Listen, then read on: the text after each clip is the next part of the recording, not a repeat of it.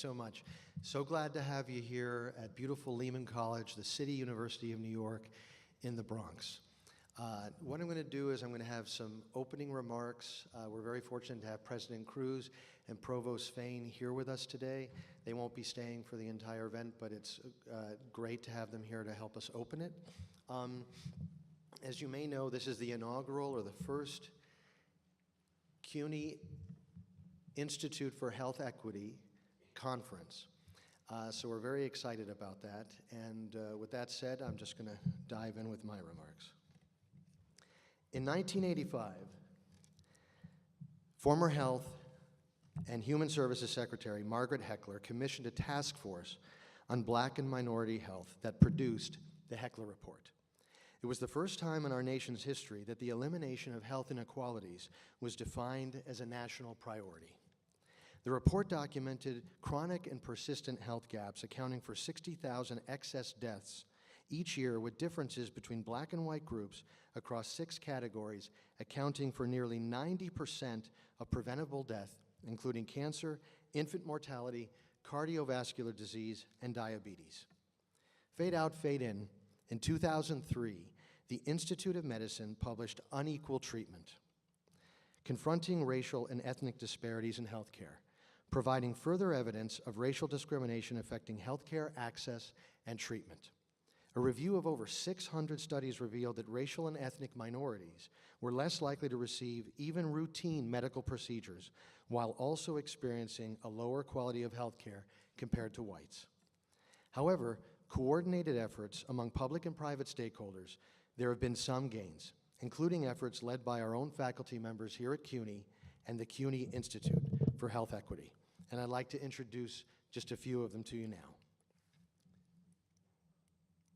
Dr. Judith Aponte is Associate Professor at the Hunter Bellevue School of Nursing at Hunter College, CUNY.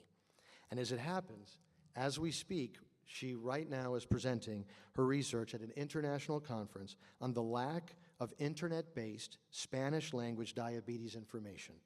And this work is clearly very important, as data suggest that Hispanics are nearly twice as likely to be diagnosed with diabetes compared to non-Hispanic whites. Dr. Maureen Allwood is Associate Professor of Psychology at the CUNY John Jay College of Criminal Justice and also a faculty member on the CUNY Institute for Health Equity. She studies developmental effects of trauma and violence exposure among minority youth and the underutilization of mental health resources, also important to health equity. Dr. Joan Dorn is Chair and Medical Professor at the CUNY School of Medicine. Her research focuses on the role of physical activity and other behaviors in the prevention of chronic disease. This work is critically important because cardiovascular disease still account for the largest proportion of reduced life expectancy among African Americans, despite major reductions in mortality over the past 3 decades. In his recent book, Inequality in U.S. Social Policy, Dr. Brian Ward of Lehman College defines how social inequalities based on race, ethnicity, gender, immigration status, sexual orientation, class, and disability have evolved over time and inform social policy. One thing I really love about his book is the way he focuses on a wide range of key parameters that affect equity. And some of those that he says absolutely need to be addressed in order to move the bar include employment, stable housing, healthcare, and higher education. Now, each of these dimensions is represented by experts on our conference panels, our student research posters, and of course our keynote speaker. And to this end, I would like to provide a very brief overview of pertinent data on employment, housing, healthcare, and higher education in the Bronx and New York City with essentially 2 goals. One is to shed light on the problems and challenges at hand, and 2, to identify and celebrate the excellent work being done to address these challenges. Let's start with employment. Now, when you look at these maps, basically the darker shaded areas are the areas that have greater risk. So when we look at unemployment, the rates of unemployment in New York City are higher than the national average, but they're a little bit higher in the Bronx. Luckily, we have people like Dr. Viviana Abreu Hernandez, Director of Research and Program Development for the 1199 Training and Employment Fund, one of the largest labor management organizations in the U.S. She leads a number of programs, including the Bronx Healthcare Learning Collaborative, a borough-wide initiative to increase the number of Latinos in direct patient care professions. So for example, they're training patient care technicians, and as you can see, they have a 90% pass rate on the certification test, which is excellent, and 96% of those go on to get jobs and major job upgrades. Let's take a look at housing. We all know that rents throughout New York City are extremely high. What you may not know is that in the Bronx, about 60% of residents have rents that are more than 30% of their disposable income. Fortunately, we have corporations, nonprofits like Breaking Ground, whose mission is to strengthen individuals, families, and communities by developing and sustaining supportive and affordable housing, as well as programs for homeless and other vulnerable New Yorkers. The Brook saves more than $2 million annually in reduced Medicaid costs. And there are many, many other cost savings there, but that's one that's actually been measured. The Brook has 190 units. 120 of them house formerly homeless adults, and then the other 70 house 70 low-income working adults in the South Bronx. I've been there. It's a really lovely facility. Healthcare. We've long known that prenatal care is absolutely critical to the health of mothers and their babies. However, the rate of little or late or no prenatal care in New York City is, again, fairly high. We're very fortunate to have Lincoln Hospital and its executive director here with us today, Milton Nunez. Research on maternal and child health has documented the many health benefits of breastfeeding for infants and their mothers, including protection against common childhood infections and better survival during the first year of life. They have one, excuse me, of the very few baby-friendly designated hospitals, which is a very difficult designation to get, and they have it because of their excellent prenatal care and their childbirth and breastfeeding classes. Here with us today also is Dr. Aletha Maybank, Deputy Commissioner and Director of the New York City Department of Health and Mental Hygiene Center for Health Equity. The Department of Health also does a wide range of programs throughout the 5 boroughs, including neighborhood health action centers that provide a range of healthcare services and wellness services throughout the Bronx. They have 3 sites, one in the Bronx, one in Manhattan, and one in Brooklyn. But I wouldn't want to leave out our own School of Health Sciences, Human Services, and Nursing, the 4 chairs across speech, nursing, social work, and health sciences do an absolutely excellent job, and the 4,000 students in the School of Health Sciences, Human Services, and Nursing provide over 350,000 hours of clinical care in the Bronx, New York City, and beyond each year. Finally, education. It's been known for decades that there's a strong, positive, linear relationship between more higher education and income, but even more importantly than that, health status, opportunities, and all the things that go with good health status and economic upward mobility. Rates of not graduating high school are simply unacceptably too high throughout New York City and in the Bronx. Again, luckily, we've got folks like Dr. Lynn Holden, President of Mentoring in Medicine. Dr. Lynn Holden works to increase diversity of the healthcare workforce, and Mentoring in Medicine has recruited more than 1,000 health and science professionals nationally. But doing the research and getting the data right and engaging community partners is only part of what must be done to help inform policy and leverage resources. We also have to get the word out, and it's with this in mind that I like to briefly present 2 exciting resources at Lehman College. Brenda Williams-Gray and Carl Mazza over the last year worked tirelessly collaborating with Morgan State University in Baltimore with a grant from the New York Community Trust to develop the first ever journal devoted to urban social work. This is really a big deal for Lehman and for CUNY, in that this is a brand new journal of peer-reviewed research focusing on social work that basically is based in Lehman in collaboration with Morgan State University. And in fact, Dr. Brenda Williams-Gray and Dr. Carl Mazza are right there. Maybe we can give them a little round of applause.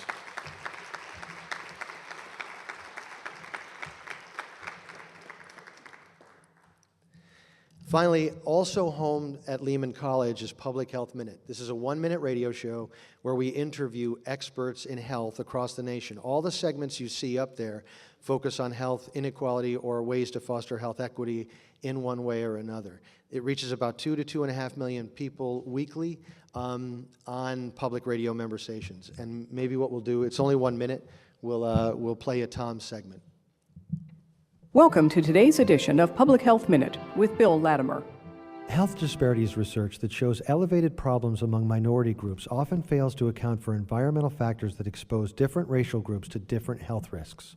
Dr. Thomas LaVeist, director of the Center for Health Disparities Solutions at the Johns Hopkins Bloomberg School of Public Health, published a recent study on race disparities. Tom, tell us about the study. Well, as you know, the United States is a very racially segregated environment, and we wanted to know if we could account for the segregation and the differential exposure to health risks that come with it. If we could find people living in integrated communities, would we find the same disparities that we find in national studies? So what'd you find? Our study found that when people of different racial and ethnic groups are living in the same environment with the same environmental exposures, the disparities are dramatically reduced and in some cases non-existent. Public Health Minute is co-sponsored by the Lehman College School of Health Sciences, Human Services, and Nursing at the City University of New York and the University of Florida College of Public Health and Health Professions. I'm Bill Latimer.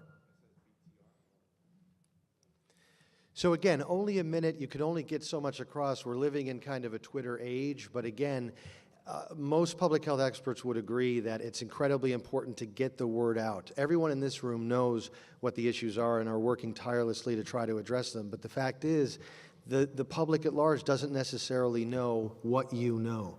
So Public Health Minute is trying to get that word out. Okay, before I wrap up, I just want to point out, I actually think it's very important to know the data, to know the numbers, to inform decision making. But at the same time, I absolutely want to highlight that the Bronx has an enormous amount of resiliency and a lot of incredible things that are happening. So for example, the Carrie Leeds Center for Tennis and Learning, brand new, is bringing professional tennis back to the Bronx, but it's also providing education and physical fitness courses free to literally thousands of public school students throughout the Bronx. Farmers markets are springing up all over the place in the Bronx, sponsored by the health department and many other community-based organizations. And of course, we've long had the Bronx Zoo, the New York Botanical Garden, and a lot of other fabulous things. You take that together, and basically, when we think about the grand challenge of our new president, Dr. Jose Cruz, to double the number of degrees and certificates awarded by Lehman College by 2030, or 90 by 30, meaning 90,000 degrees and certificates by 2030, I can think of no better way to promote equity and health equity other than through higher education.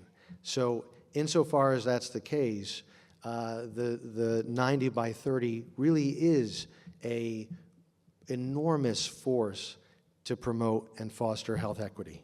And with that, I will turn it over to Dr. President Cruz. Thank you.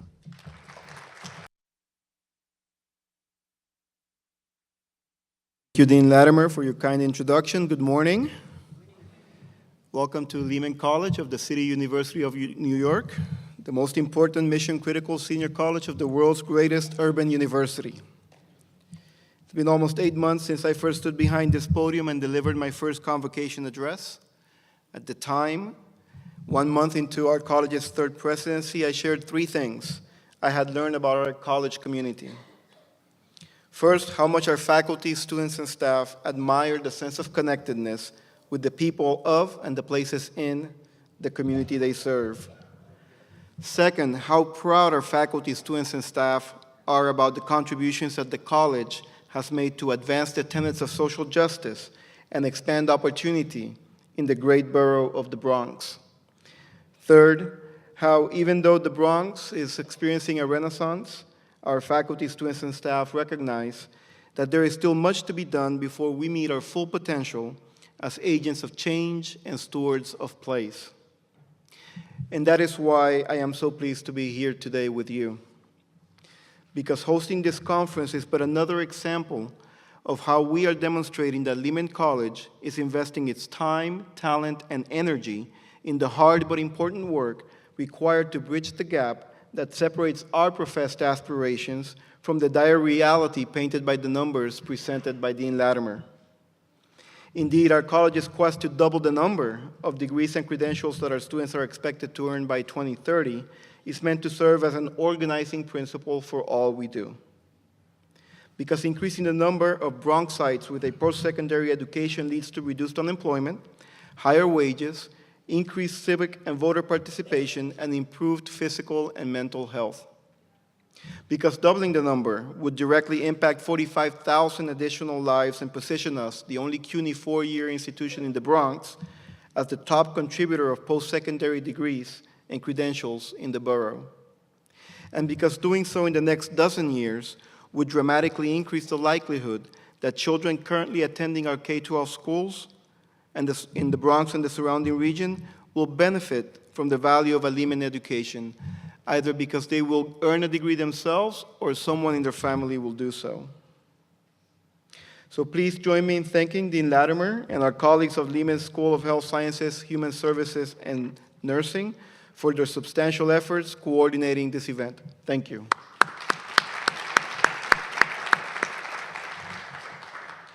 And thanks to all of you here today for lending your voice to our collective efforts for equity now. It is beyond heartening to see nonprofit organizations, public institutions, and governmental agencies taking principled stances on health equity and working to reduce disparities at a time when our federal government seems intent to do the opposite.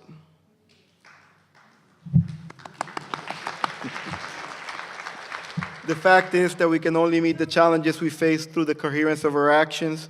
We cannot rest until together we eradicate the health, educational, and economic inequalities that persist to this day in the communities we serve. Thank you very much for being here. Have a very productive day. Congratulations on the impact of your work.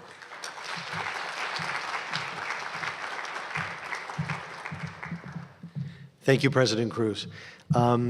It is my distinct pleasure to now introduce our provost, Dr. Harriet Nikki Fain, who took over the helm as provost about a year ago also. And really, you know, provost is a very challenging job because when you're resource limited, you have to make difficult decisions every day, but still figure out a way to move things forward. And she's been doing a superb job doing exactly that. It's my pleasure to introduce Dr. Nikki Fain.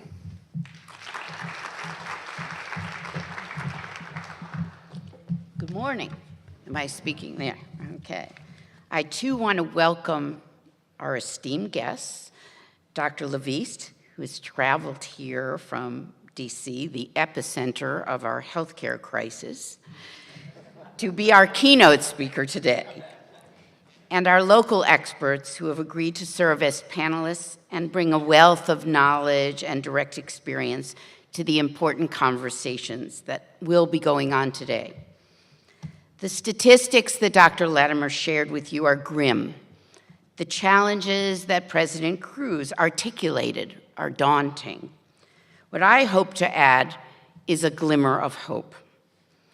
Jonathan Rose, who deserves a big shout out for the behind-the-scenes work that he's done on a daily basis, both for the Institute as well as for everything that goes on in the School of Health Sciences, Human Services, and Nursing, gave me a sneak peek of some of the student posters that will be on display today. These posters represent the hard work of students guided by our faculty at Lehman and other CUNY institutions. And this is what gives me hope. We have students who are taking on the challenges of transgender inequality, workplace discrimination experienced by allied health professionals with disabilities, knowledge gaps about healthy nutrition, and the impact of other lifestyle choices in our urban communities, as well as outreach across the lifespan. And I only got a preview or a sampling of what all of you will see here today. We have students who understand the power of technology to educate, to document, and to give a voice to the most fragile among us. We have students who are equipped with skills and the sense of agency to affect change. So even though we are painfully aware that healthcare in our country is under siege because of the current political climate, I look to our students who are well taught by our faculty, and I feel inspired.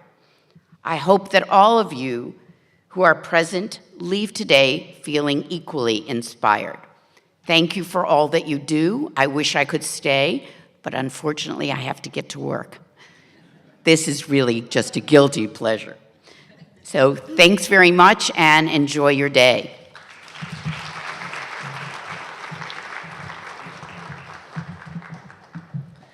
Thank you, Provost Fain. So you're in for a real treat. Tom is a super guy and a great speaker. Dr. Tom LaVeist is chair of the Department of Health Policy and Management at the George Washington University Milken Institute School of Public Health. He joined George Washington after 25 years on the faculty of the Johns Hopkins Bloomberg School of Public Health, where he was the William C. and Nancy F. Richardson Professor in Health Policy and Director of the Hopkins Center for Health Disparity Solutions. He is the creator of COA 360, Cultural Competency Organizational Assessment 360, a web-based tool used by hospitals and other healthcare organizations to assess their cultural competence. He also created the PATH, Patient Assessment of Total Health, a web-based tool to assess patient experience in patient-centered medical homes and other primary care settings. Dr. LaVeist has published more than 100 articles in scientific journals. His research has been funded by the National Institutes of Health, Center for Disease Control, Department of Defense, the Commonwealth Fund, the SAGE Foundation, and the Agency for Healthcare Research. He is the recipient of the Innovation Award from the National Institutes of Health and the Knowledge Award from the U.S. Department of Health and Human Services Office of Minority Health. In 2013, he was elected to membership in the National Academy of Medicine of the National Academy of Sciences, formerly the Institute of Medicine. Tom is also a husband, a father, a musician, a colleague, and a very dear friend. It is my pleasure and privilege to introduce you to Dr. Tom LaVeist.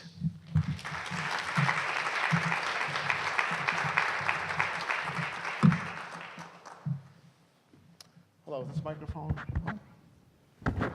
Is it on? Yes, okay. Thank you, Bill. I appreciate the invitation, and it's always a pleasure to be here in New York. The introduction makes me feel very old, quite frankly. It's kind of long. We need to rewrite that. It's also an honor to be the keynote speaker for the inaugural annual conference on health equity. Health equity is the topic that I've devoted my career to. It's the topic that I think is the primary challenge that we face in this country in all of the health sciences. The most important question I think that we face is, why is it that some people live sicker and die younger than other people? And what can we do about it? I think there is no more important question than that. And so thank you, Bill, and all of you here at Lehman College for taking on this challenge. But I want to begin, as this is the inaugural conference, by asking you to consider a question. And that question is, can you imagine this society without health disparities? Can you imagine that? Now, embedded in that question are other questions. Why do the disparities exist? What would have to change? What would we have to do differently in order to produce that vision? Now, I know many of you who have been working on this challenge for years probably can't even imagine that. It's been with us for as long as we've been able to monitor it. It's hard to imagine that this society would ever be a society without disparities. But I can imagine it, because there was a time that I didn't know that these disparities existed. This was back when I was a student. I was a graduate student at the time, and I was writing my dissertation.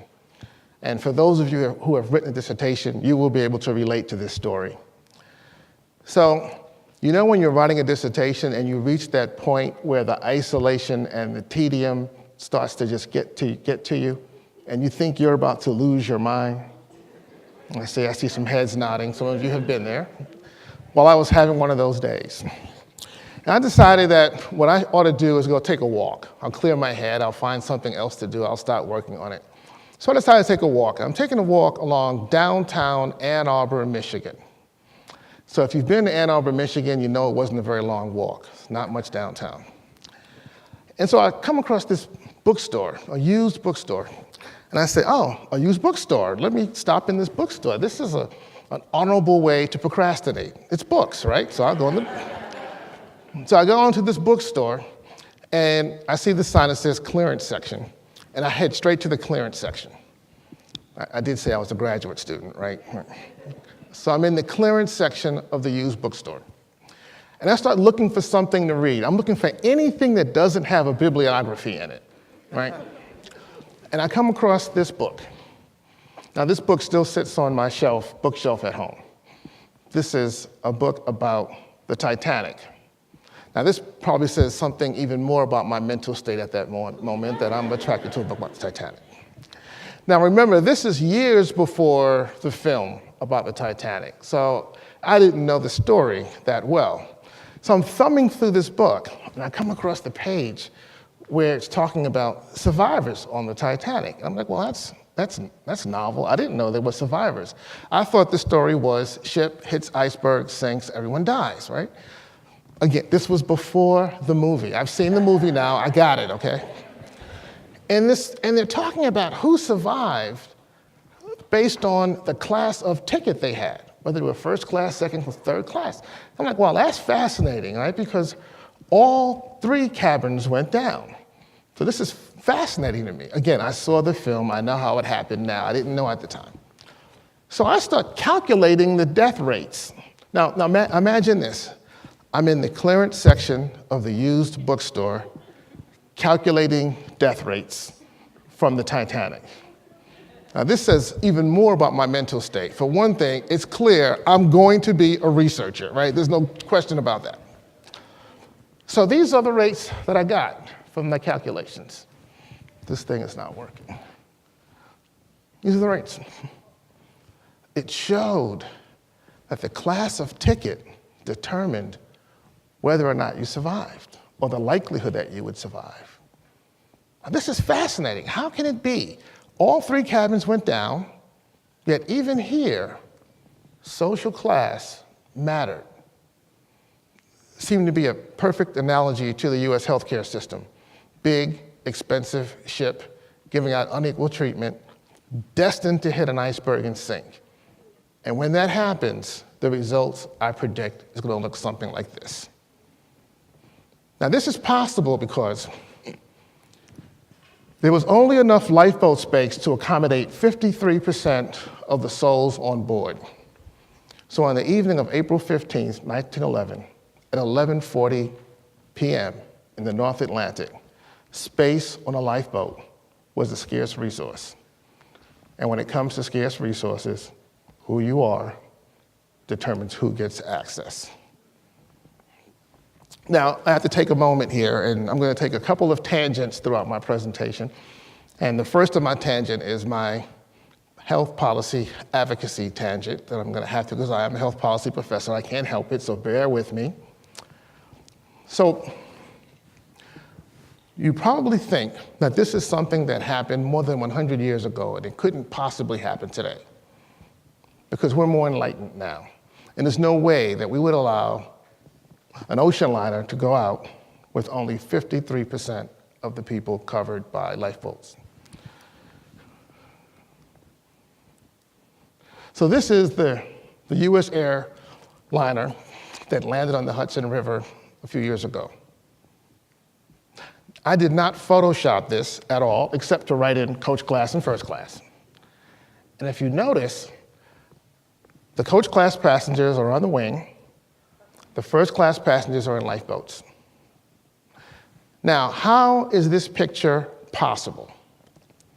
There is a series of health policy actions and inactions that make this picture possible.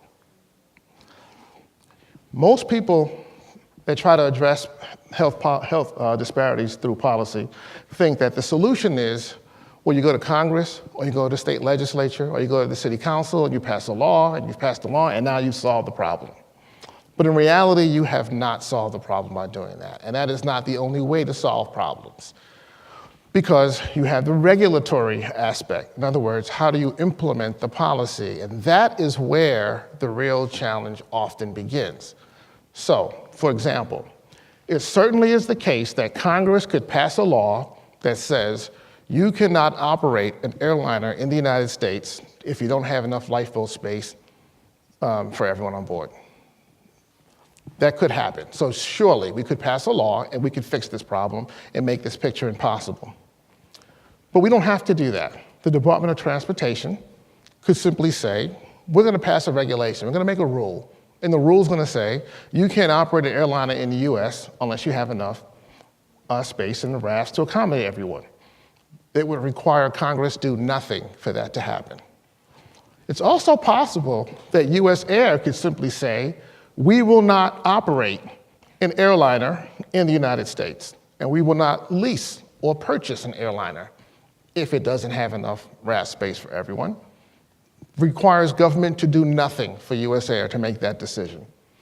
And finally, the manufacturer of this airliner could simply say, we're not going to manufacture an airliner that doesn't have enough space to accommodate everyone. That would require no one make any action, any decision, except for that manufacturer. So when we are seeking to affect the policy process to improve the population's health, we often think that we have to go through the through legislation.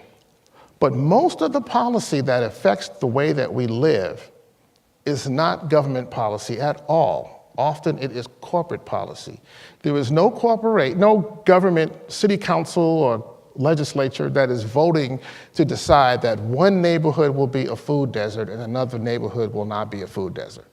That's not happening in government. That's happening in the boardroom. That is corporate policy. These are corporations making decisions. And those decisions impact the way that we live our lives.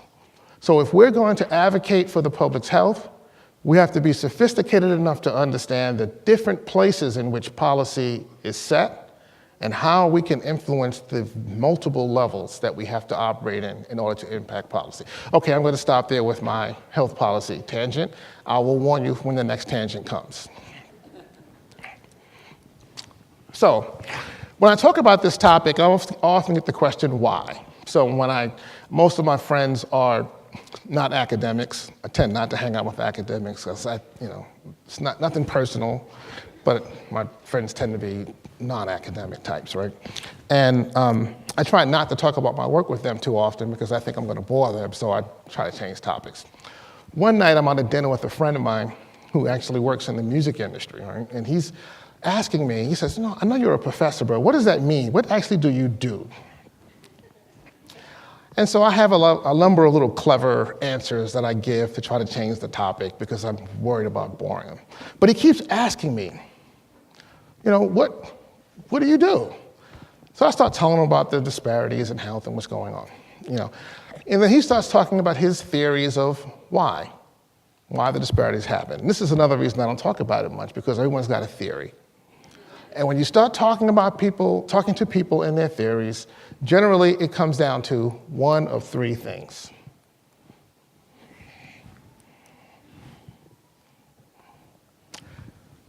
One, it's a healthcare access issue. If only we can improve access to healthcare, the disparities would go away. Or it's not really race or ethnicity, it's really just social class. And that's the problem. which has always been the weirdest one to me, because even if that were true, and it is not true, even if that were true, why would that make any difference? Why would lower income people having worse health outcomes be any more acceptable, and what difference would that make? People are still living sicker and dying younger than they ought to live. So that's not even an explanation. And the third one is that there's some biological or genetic difference between different groups that produces the disparities. Each of these explanations are untrue, unsupported by the science, and they are myths. And I'm going to go through each of them quickly and then talk about what I think is really driving this. So the first one is the healthcare one. So this is the chart that was produced by a study done by some guy named Thomas LaVeist a few years ago and a team of researchers. And this was done at 3 hospitals in Baltimore. And just out of fairness to Johns Hopkins, which I am no longer employed by, I retired from Johns Hopkins. I should get a round of applause for that, retired. I survived. Anyway, Johns Hopkins was not in the study. But if Johns Hopkins was in the study, I think the chart would look exactly like this anyway.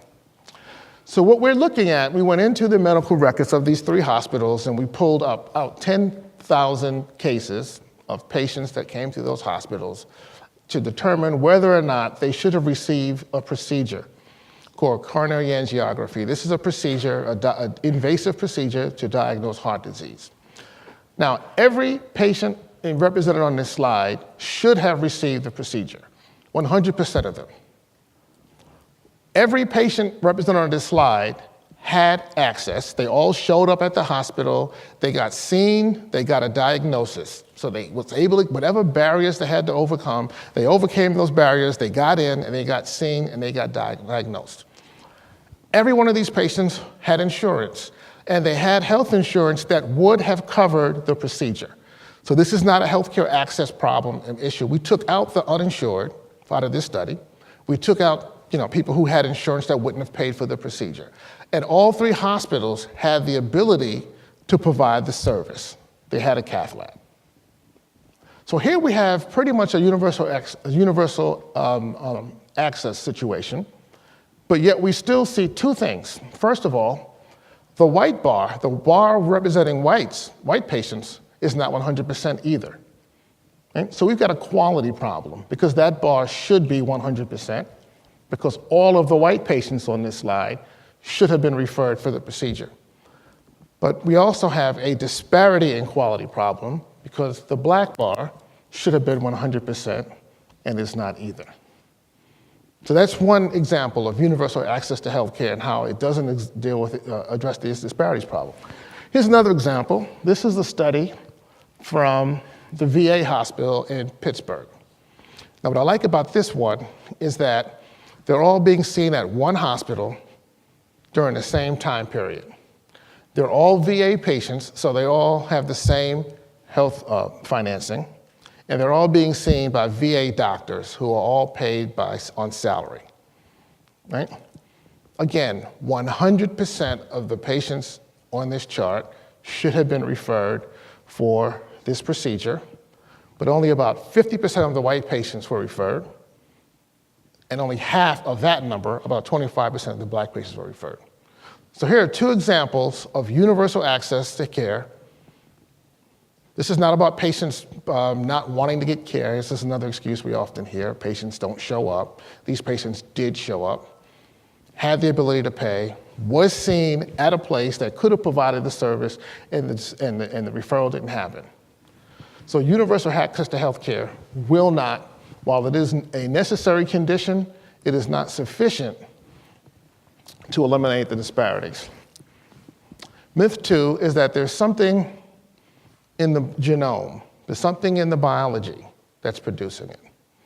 Okay, so there's some gene that's causing heart disease and cancer and stroke and schizophrenia and HIV and also causing homicide and automobile accidents and causing everything that where we have disparities, right? So obviously that's ridiculous. That's not what's happening. But as you'll see, this thinking of biological difference between race groups, it comes into our thinking in much more subtle ways. So how many of you are familiar with the drug Baidu? Just one? Only one person? Okay. All right, so I'm going to have to explain Baidu.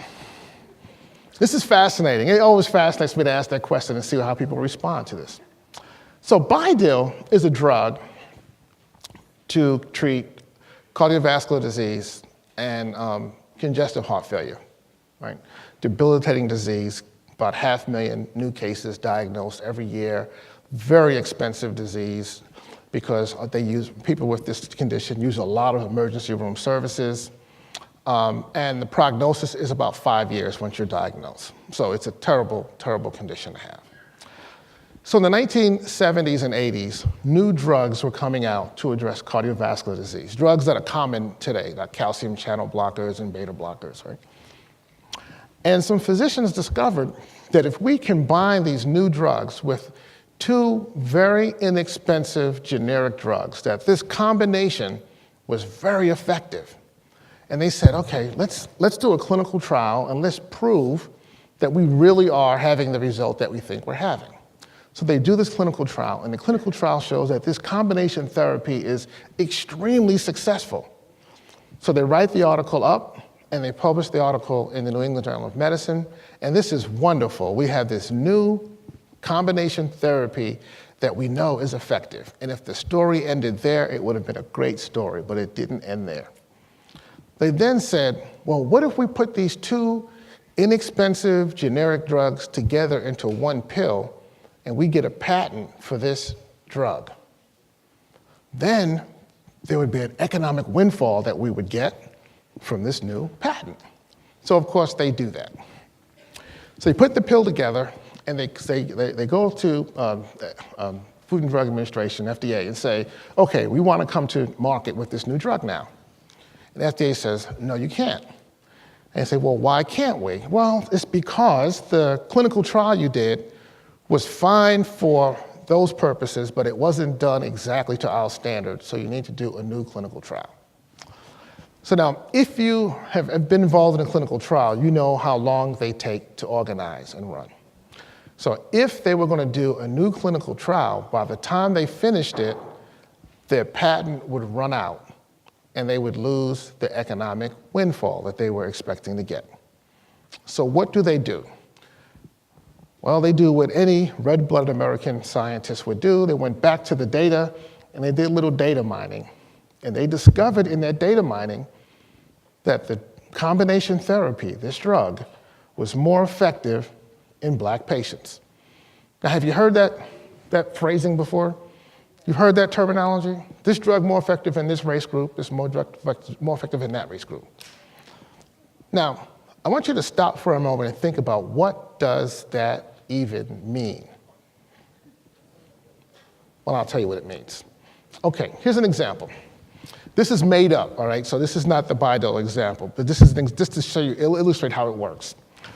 Let's say we have, let's want to keep it simple, we're going to do black-white. Let's say we have 100 Black patients, 100 white patients, and they have the same condition.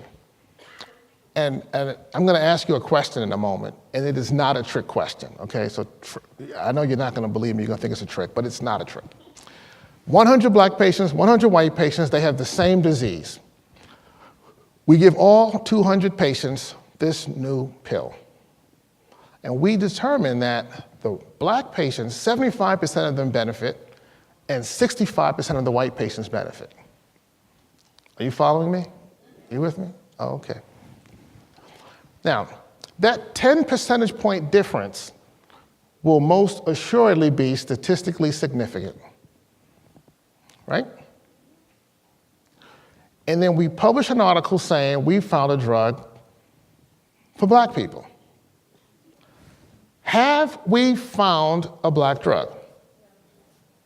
Who say that we have a drug that should be only for Black patients from this example? Who says the drug is more effective in Black patients? Let's ask it that way. Okay, we got a couple. Who said the drug is not more effective in Black patients? How many of you are afraid to answer the question? Right? I thought so. It's not a trick question, but for some reason, they never want to answer. They're afraid. They think it's a trick. It's not a trick question. I'm not grading you. You have nothing to lose. And I understand. We're used to that, right? Here's the answer. Of course, the drug is not more effective in black patients. If you're part of the 75% of black patients that benefited, you benefited. If you're part of the 65% of white patients that benefited, you benefited. You didn't benefit more or less. Either it worked or it didn't work for you. Now, is it fair to say that the drug was effective with more black patients? Yeah, that's an accurate statement. Is it accurate to say the drug was effective in a larger percentage of black patients? Yeah, that's an accurate description. But you have not found a black drug for black people only that should only be given to black patients, right? You have not done that. So this is what they found when they went back into their data, that a larger percentage of black patients benefited than white patients. So they went back and got another patent. This time they get the patent for use in only black patients. So they got a new patent, right? So they can start over and do their clinical trial. So the question I have for you then is, to whom? And this is, by the way, this is 2005. So in 2005, we get the first drug approved for use by only one race group. Not 1905, 2005, 3 years after the Human Genome Project proved that there were no race differences at the genomic level. Right? So we spent all that money on the Human Genome Project, and then we ignored those results. So to whom do we prescribe Bidil? Do we prescribe Bidil to this African-American gentleman who has one grandparent from Ireland, one grandparent from Scotland, and two grandparents from Jamaica, and is born here in the Bronx? Just Colin Powell. Do we prescribe Bidil to this African-American gentleman?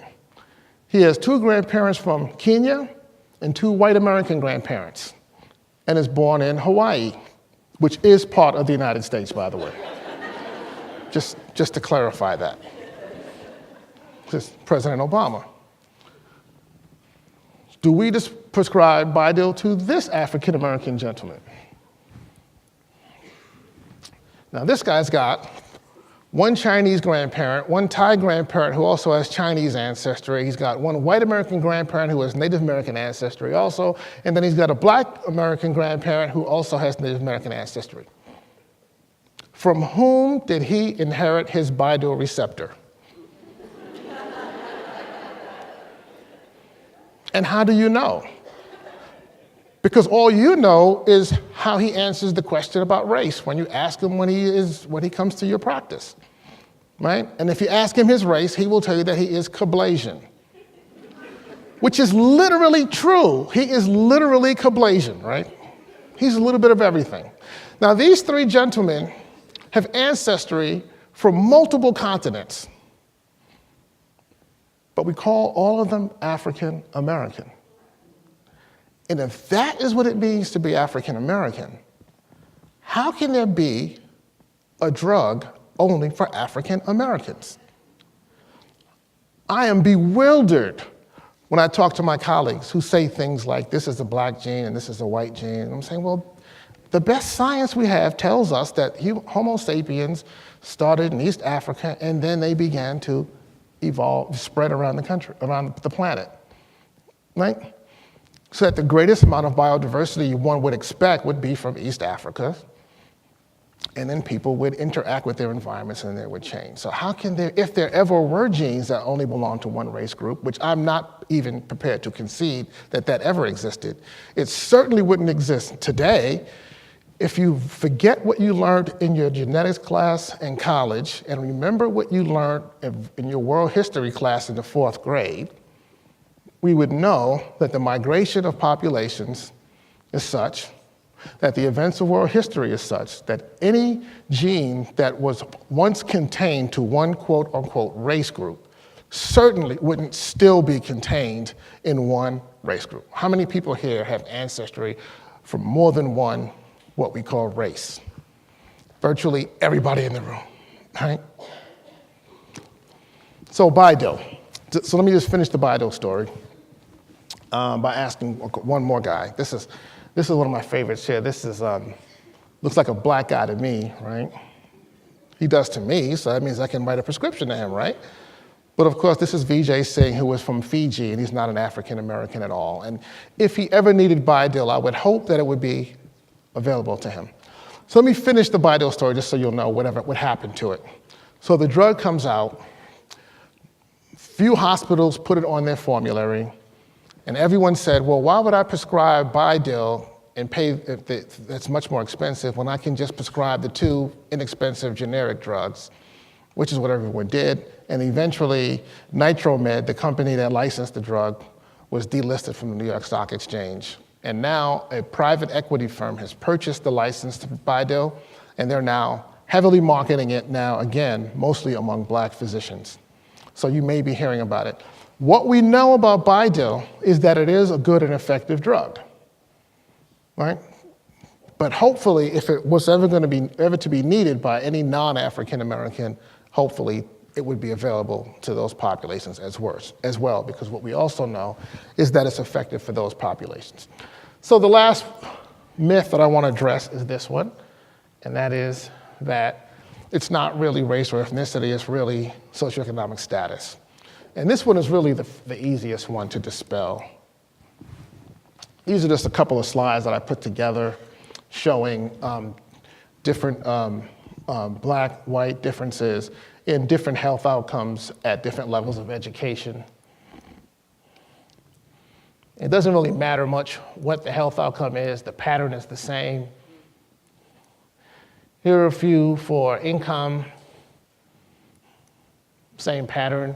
You find that the race disparity is there regardless of level of income or level of education. This is an interesting one here. This is hypertension. This is the first time that we've seen this. This is a paper that we're writing right now where we show that for African Americans of very high incomes, over 175,000, the risk of hypertension actually increases. For every other disease, it's the opposite. The higher income, the lower your risk for hypertension, which is very responsive to social stress and psychological stress. You see that actually goes up. So that issue of race, if it really being social class and not race, that's just factually incorrect. So now I'm gonna go on another tangent, and this one is addressed to my researcher colleagues here in the room. If you're not a researcher, please just bear with me, but this is something that I have to say to my colleagues. So when I show a chart like that, what I often hear the researchers say is that, well, we address that issue because we use a method called multivariate modeling, okay? Any researchers in the room? Oh, we've got a few. Okay, you're not afraid to declare yourself. That's good. I appreciate that.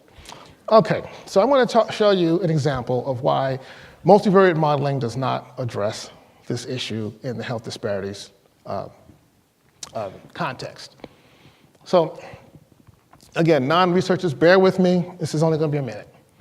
Well, a couple of minutes. So I'm going to do an example here using the health interview survey. I'm going to use all adults over age 40. So this will be a data set of over 33,000 people. This is a really big sample, right? This is about 12% African Americans, so over 4,000 African Americans in this sample. And we're going to do simple analysis comparing black and white and income on ADL. ADL is activities of daily living, and this is a measure of physical functioning, okay, disability. And I'm particularly selecting having one ADL limitation because that means that this person is not very disabled, right? They have one minor disability, okay?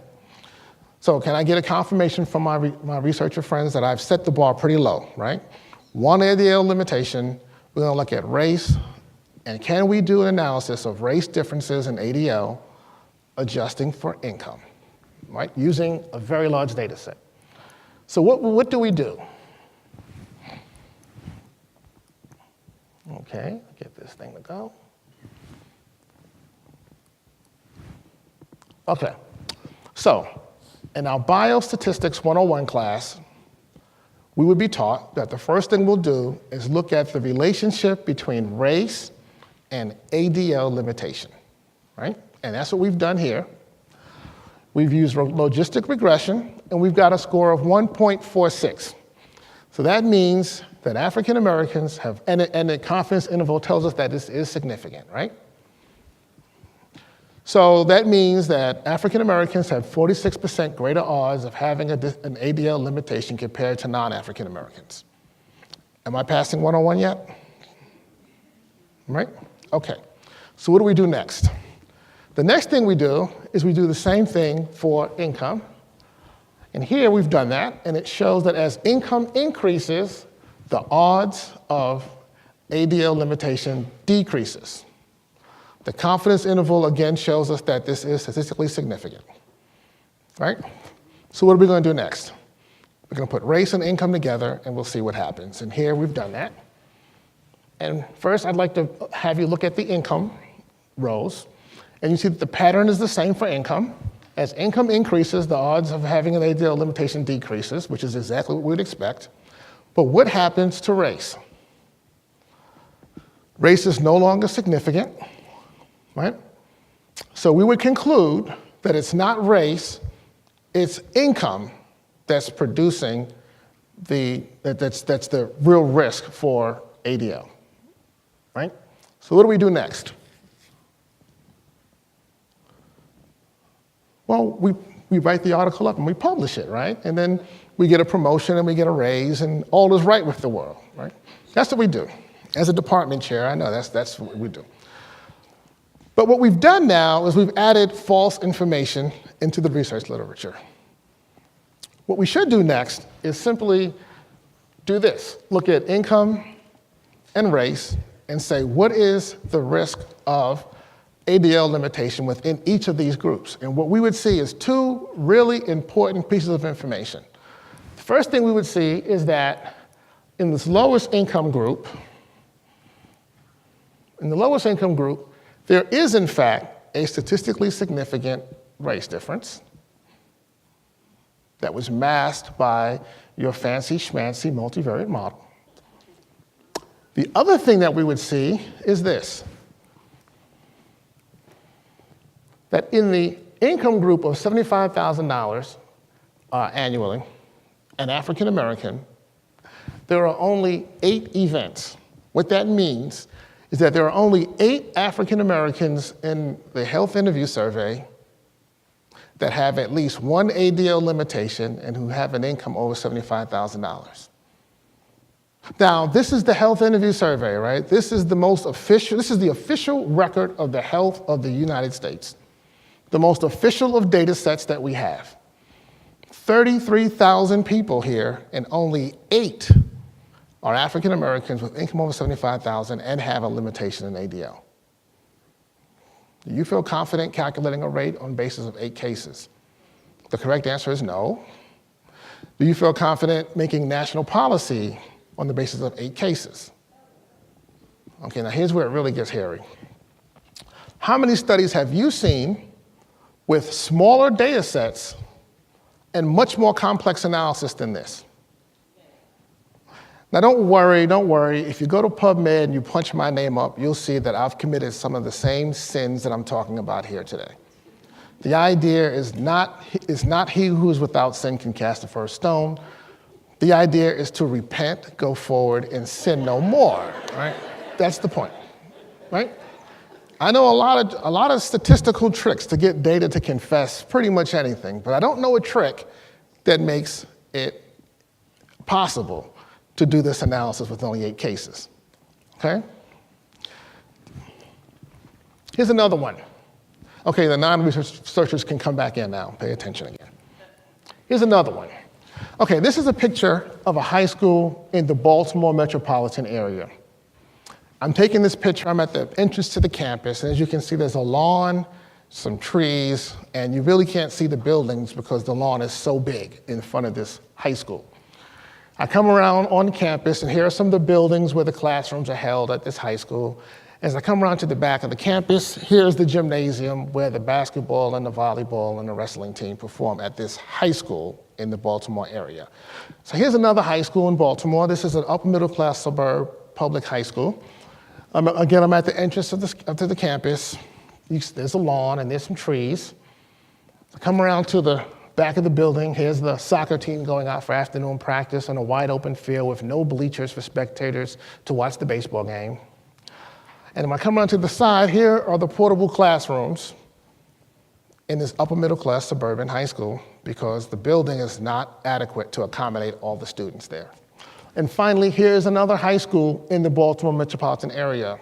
There's no lawn, but if you look closely, there's some weeds in the cracks there at the curb, and there is a tree, right? So what is my point? The point is that the graduates of each of these institutions are in our data sets coded as high school graduate. Do you think that perhaps there are differences in the life chances and opportunities of the graduates of these schools? Do you think that there are perhaps differences in the racial composition of the student body of these schools? So do you think that we can simply do data analysis that quote unquote adjusts for education and think that we have equalized things and that we are really studying race disparities?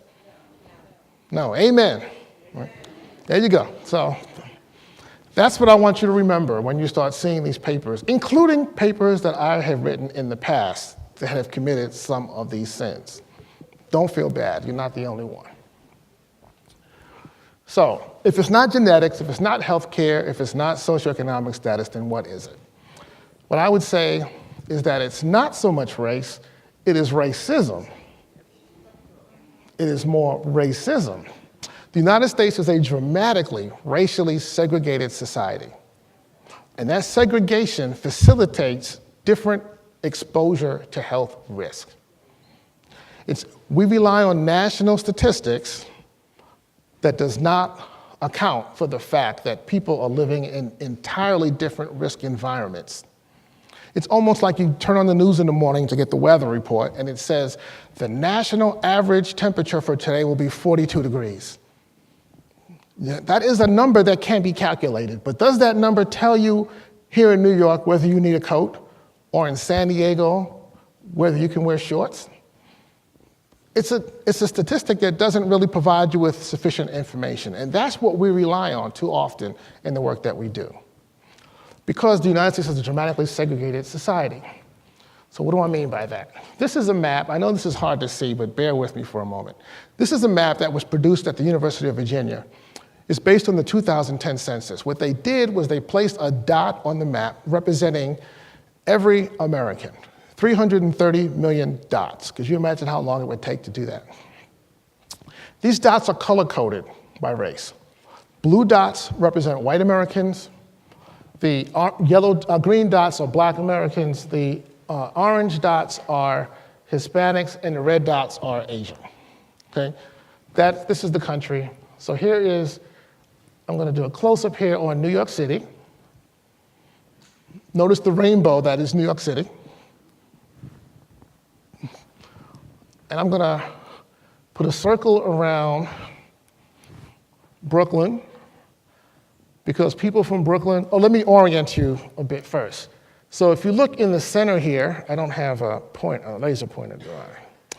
If you look in the center, which is Manhattan, you see that white rectangle, right? That's Central Park, because no one lives in Central Park. So as a former social worker that worked in Manhattan with homeless populations, I can assure you that people live in Central Park. Because I used to know them. I used to actually hang out with them every day.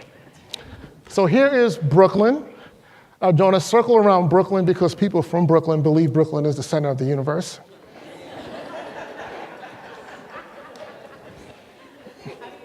And of course, it is the center of the universe. So it's nice to visit my friends here in the Bronx. You know, I understand you have a zoo and a baseball stadium and of course, Lehman College. Anyway, and in the center of that is a mass of green, which is Central Brooklyn, which is where I grew up, Central Brooklyn, in a community called Brownsville. Now, Brownsville is 86,000 people living in 1.5 square miles. But here in New York, you all know how that's possible. That's possible by putting people in housing projects on top of each other.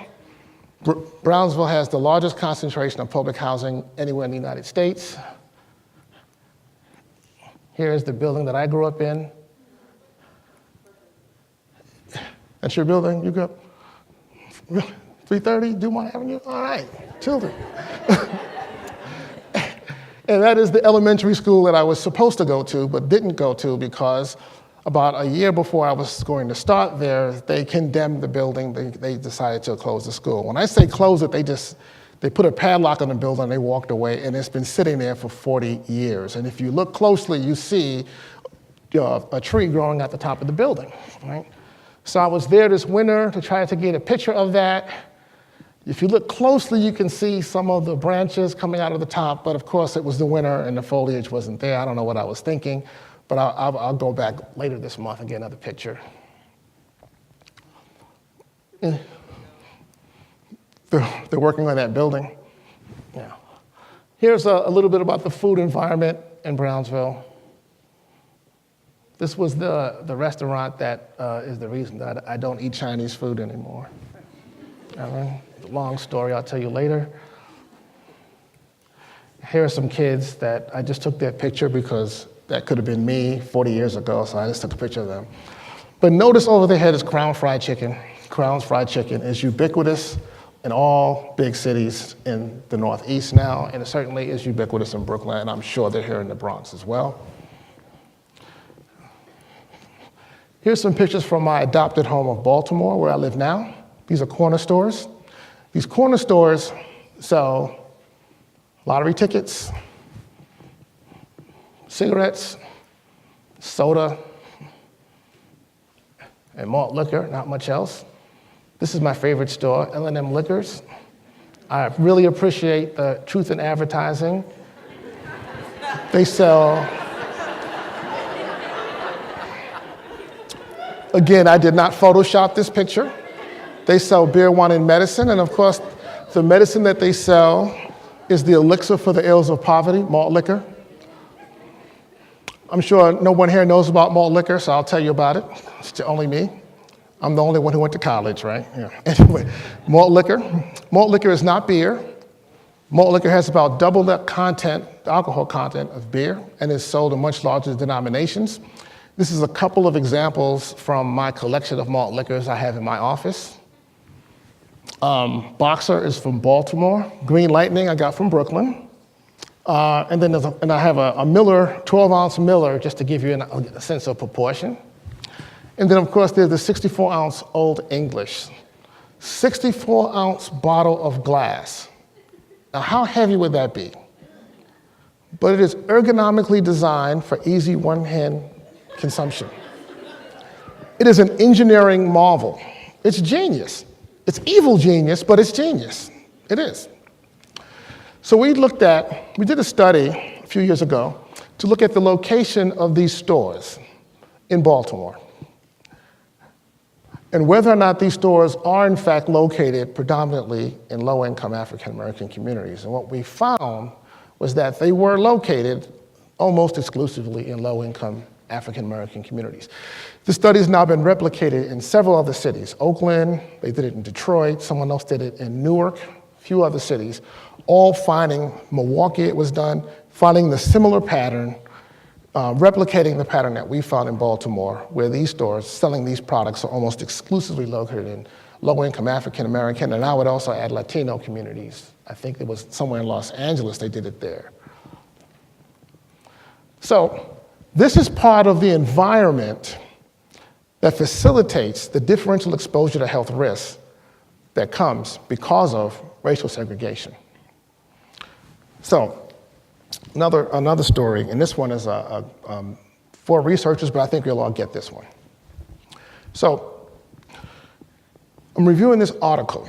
Article shows up for me to read to determine whether or not it should be published in this journal. It's a fancy journal, and I'm not going to say the name of the journal because I don't know who wrote the article. So the author might be in the room. If you are, you're not going to want to claim this, and I don't know who you are. It's not personal. Just don't out yourself, and nobody has to get hurt, right? All right. So this article shows up, and the title is Race Differences in Firearm Use Among Adolescent Males, or something like that, right? You've seen these titles, right? These types of titles.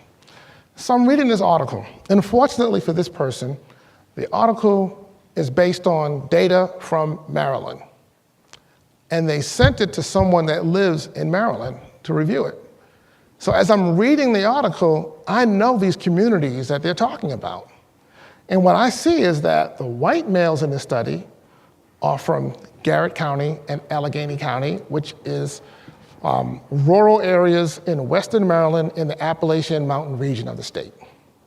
The black males are from East Baltimore. Now, I know both of these communities because I vacationed in Garrett and Allegheny County, and of course, I worked in East Baltimore at Johns Hopkins, right? The white males are shooting long guns or rifles. The black males are shooting handguns, mostly. The white males are shooting at wildebeest or bear or whatever you're shooting at out in Allegheny County. And the black males are shooting at each other. Now, I know a lot of statistical trickery that gets Dave to confess all sorts of things, but I don't know a trick that makes this a comparison of race, right? This is a comparison of, urban versus rural. It's a comparison of one type of hunting culture versus another type of hunting culture, right? But it's not a race comparison. What would you need for this to be a race comparison? You would need to have some black males in Allegheny and Garrett County, of which there are some because I have personally seen them with my own eyes. And you need to have some white males from East Baltimore, which there are some because I have personally seen them with my own eyes. Now that's an extreme example, and I give you that extreme example to make a point. Now another quick story, and this one is a more subtle example about the way that segregation affects what we think we know about health disparities. This was a colleague of mine who did a study on a procedure, which I won't say the name of the procedure because I don't want to out this person. And it was based on data from Johns Hopkins. And he's going to send this to the journal to get published. And he asked me if I would review it for him first. And I review this article, and I go back and say, you know what, there's a problem here. And the problem that I see is that the whites in your study came through the outpatient center, and then they got admitted to the hospital, and then enrolled in your study. Most of the black patients came through the emergency department and then got admitted to the hospital and then got into your study. If you're coming through the emergency department, you're probably more likely that you're in crisis, more severe disease. If you're coming through the outpatient center, you had an appointment, so you're not in crisis, likely not in crisis. You were sent there by some physician in the community that has privileges at Hopkins, and when you're discharged, they're going to send you back to that physician. When you come to the emergency department, there's not necessarily anyone to discharge you to. So we would expect that patients coming through the emergency department are not going to have as good an outcome as patients coming through the outpatient center. And he thanked me profusely and then submitted the article. And it is now published in a very prestigious journal. A journal that I will not name, but it is published in New England, and it is a medical journal. This is the way the complexity of the different lives that we live in this country, the different lives that we live that cluster around race, influence or impact or complicate the health disparities research challenge. It takes the best and the brightest to do good quality research on this topic. Because in order to do that study of handguns, we'd have to find people who are living in similar environments. And where that doesn't happen often. So we got the idea, my team and I, what if we can find racially integrated communities where people had similar levels of income and education? Would we find the same disparities by race that we find in the national studies or that we find elsewhere? So we looked around the country and saw it was 168,000 census tracts in the United States. 425 census tracts met the criteria that we established, and we decided that we would go into one of those communities, happened to be in Baltimore, 2 census tracts next to each other. We put them together, and we decided to go there and do a study where we would replicate the National Health Interview Survey and NHANES and see, do we get the same results that they get in those national studies? So we were looking for census tracts that were at least 35% white and 35% black living together in the same census tract and where their income education levels were very equal.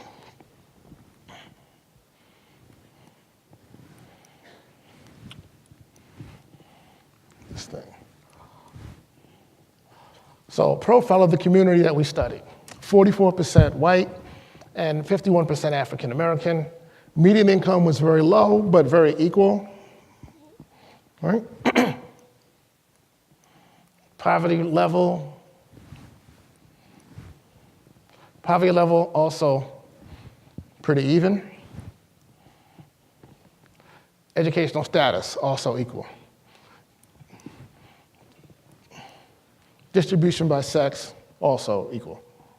So this is as close to laboratory conditions as you're ever going to get when doing a study of actual human beings living in a natural environment. So we went to these 2 census tracts. We conducted an interview.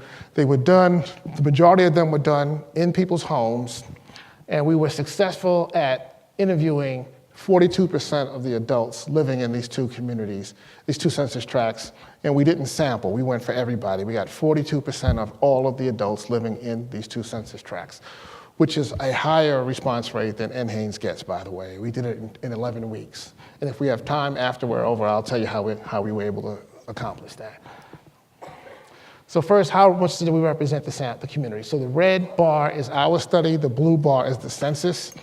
As you can see, I think we did a pretty decent job of representing the community, what you would expect when you have 42% of the adults living there.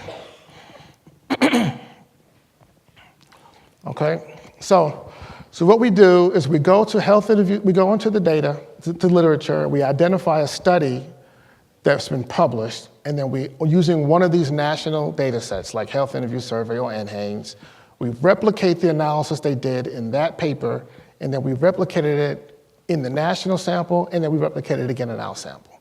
Okay, that's what we did. And we want to see, do we get the same results that they got?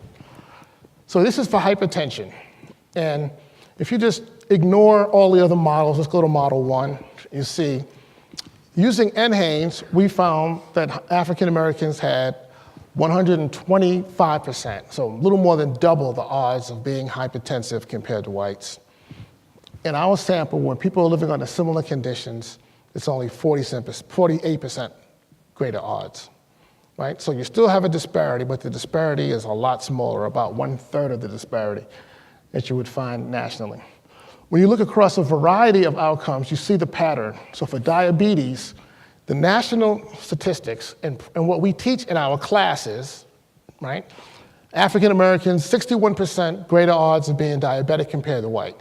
What we find is when people are living under similar conditions, we find no statistically significant difference in race and obesity, diabetes. For obesity, nationally, African American women, 87% greater odds of being obese compared to white women. In our sample, when people are living under similar social conditions, no significant race difference in obesity among women. Hypertension, I told you about earlier, and for use of health services, preventive health services, we see, again, a pattern where neither is significant, but we just thought it was interesting that the direction changes. So you actually have greater odds of African Americans using preventive health services in a community like this. And here's a summary of the results of some of the studies that we've done on this. So when people are living in similar conditions, here, similar, very challenging social and economic conditions, we find that people's outcomes are much more similar in that race is not protective for whites, and that the whites have outcomes that are just as bad as we typically associate with blacks. The problem is that black people are much more likely to live in communities like this nationally, and the national statistics don't bear that out. So here we're here today to talk about health disparities, but there are in fact four great disparities that cause each other and are caused by each other. And if we don't take a multi-sectoral approach to addressing this problem, we're never going to resolve health disparities. And these other four disparities are wealth, education, and criminal justice. And by that, I'm talking about incarceration, mass incarceration, and I'm talking about aggressive policing. We know that education is one of the best known predictors of health, and we know that children who are unhealthy, who have mental health problems or other issues, are less able to develop educationally. We know that people wind up in prison in part because of frustrations and lack of success in schools, and that the rate of illiteracy is extremely high in prison populations. People wind up in prison because they can't afford quality legal services to keep them out of prison. And the best way I can think of to assure that a group of people will not develop wealth is for them to be in prison between the ages of 17 and 34, which is the age range where most of us develop the human capital necessary to create wealth. The health and wealth relationship is very well understood. And we know that there are people who wind up in prison because of undiagnosed and untreated mental health conditions, and that people often come out of prison sicker than they were when they went into prison. So none of this should be a surprise to anyone in this room, and I'm sure it isn't, but rarely do we think in these terms. But these are the drivers of the population health disparities. And so I'm gonna close this out with one final statement as we talk about this issue of this multi-sectoral approach. How many of you are aware that there are more black men in prison than there is in college? Raise your hand. Okay, that looks like a little more than half of you are aware of this incorrect statement because you didn't look it up. So I went to the US Department of Justice and Department of Education's data to see, is it true that there are more black men in prison than there is in college? I even heard President Obama say it. So it must be true. So here's what I found. Okay. In 2006, 868,800 black men in prison. And now, this is not an acceptable number.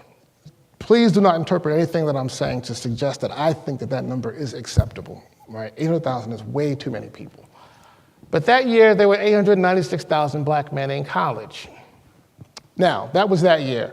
So I said, well, was there ever a year where that statement was true? Was that statement ever true? Because it just didn't seem to jive with my personal experience growing up in a place like Brownsville and then going on to be in competitive academics. Well, I'm sorry. First, I said the age range, because college is, of course, usually younger people. Prison population can be any age. So we said, what if we just limited it to age 20 to 29? In that year, 310,000 black men in prison, 480,000 black men in college. So it's not an age thing. Then, was there ever a year where that statement was true? And in fact, there were 2 years where it was almost true, but not 1 year for which there's good quality data from the Department of Education and Justice Department. Never was that statement true. It was a lie when it was said the first time.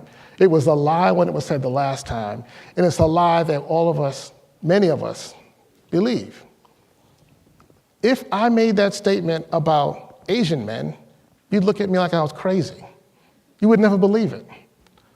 But why is it? What is it about black males that we can so easily believe something that is not only untrue, but we're talking about practically a 500,000 more black men in college than prison. But yet, so many of us believe that. So I challenge you to think about that. I would make one last statement about that because I expect someone will challenge me and say, well, that's not true in New York, or that's not true in some other state. What I'll say is that it's possible to be in prison and in college in the same year, so you can show up in both of these statistics. It's also possible to be in college while you're in prison. It's also possible, because in prison, they move around a lot, so you can be multiply counted. And this, by the way, is not just state prison. This is federal, state, and also local jails. And so that's another question that somebody's going to ask. But in colleges, You almost never have double counting because you don't generally have people enrolled in multiple colleges at one time. And I think if we could adjust for all of that, I believe that the difference would be even bigger in favor of college over prison. So at the beginning of my talk, I asked you to imagine a society without health disparities. When I asked that question, no doubt some ideas popped into your head. Maybe we would need a pill, a black drug. Maybe we just need to equalize access to health care. Or maybe there's nothing that we can do because it was determined by God through our genome that there shall be disparities. I hope that if those thoughts entered your mind then, that they're not the way you think about it now. But I also hope that you will think more broadly about the way that social factors shape us and how we are the result, in many cases, of the society in which we live. Thank you very much for your time and attention.